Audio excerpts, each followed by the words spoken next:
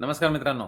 बऱ्याच लोकांनी हा प्रश्न विचारला आहे, की तुम्ही कुक्कुटपालन करताना सगळा हिशोब ठेवण्यासाठी कुठलं सॉफ्टवेअर वापरता? तर बघा, हे सगळं करण्यासाठी सॉफ्टवेअरची गरज नाही आहे.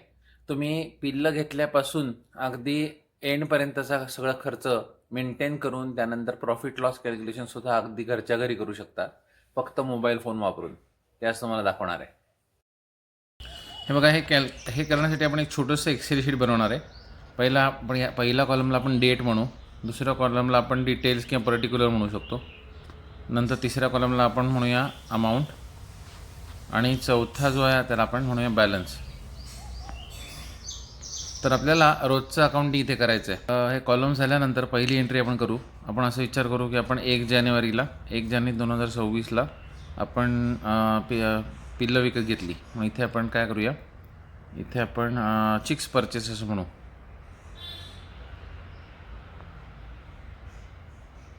आणि इथे आपल्याला द्यायचे अमाऊंट. पण लक्षात घ्या, जेव्हा आपण खर्च करतो आहे तेव्हा आपल्याला निगेटिव्ह अमाऊंट द्यायची आहे.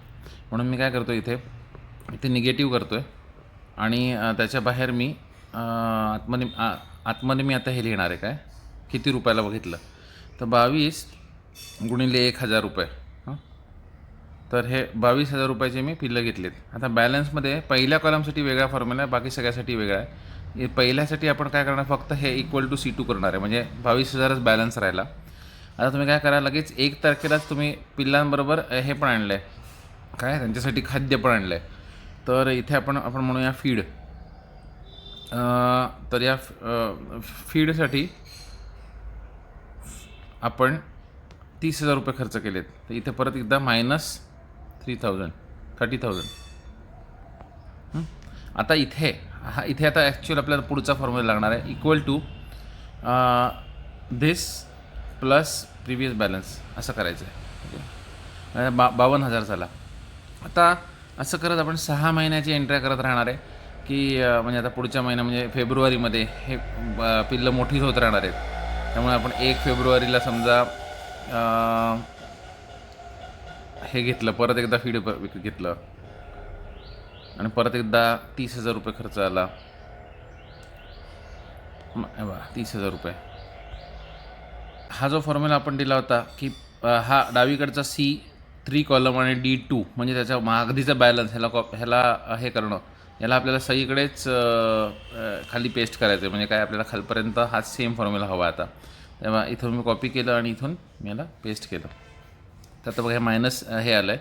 तर आता समजा तुम्ही काय केलं, की असं 5-6 महिन्याचे तुमच्याकडे एंट्र्या झाल्या आहेत, आणि नंतर साधारण जानेवारी, फेब्रुवारी, मार्च, एप्रिल, मे आणि जूनमध्ये साधारण म्हणजे 1/6/2026ला तुमच्याकडे पहिला अंडी विक्री झाली.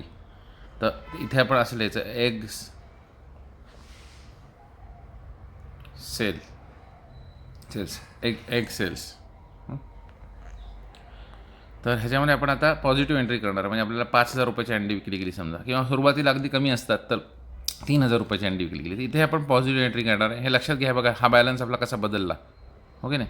बघा, इथे 79 झालं. असंच समजा पुढे जाऊन आपण एखादी कोंबडी विकली समजा इथे, म्हणजे 2 जूनला तुमच्याकडे एक माणूस आला आणि तुम्ही कोंबड्या विकल्यात, चिकन सेल. तर ह्याच्यामध्ये आपण समजा आपण 750 रुपयाला कोंबड्या विकल्यात, अंडी देणाऱ्या, आणि 10 कोंबड्या विकल्यात, तसं आपण किंवा 100 कोंबड्या विकून टाकल्या त्यातल्या, तर आपण 75,000चा सेल रेकॉर्ड करू. आणि हे बघा, आता तुम्हाला -4,000 आला. तर असं करून ज्यावेळेला तुम्हाला इथे पॉझिटिव्ह फिगर दिसायला लागेल, त्या दिवशी तुम्हाला ब्रेक इव्हन अचीव झाला असं तुम्ही समजायचं. आणि म्हणजे आता बघा, थोड्याच दिवसामध्ये मी अजून अंडी विकली, मग 3 तारखेला अजून अंडी विकली समजा. मी रोजच्या अंड्यांचा आपण रेकॉर्ड ठेवतो ना.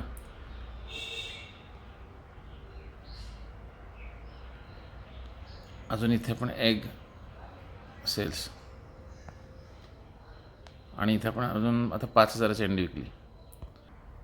तर बघ, ही अंडी विकल्यानंतर मी 1,000 रुपये पॉझिटिव्ह झालो आहे. आता यापुढे जेवढं मी काही कमवत राहीन तेव्हा मला समजेल की या कोंबडीच्या व्यवसायामध्ये मी प्रॉफिट केला का लॉस केला.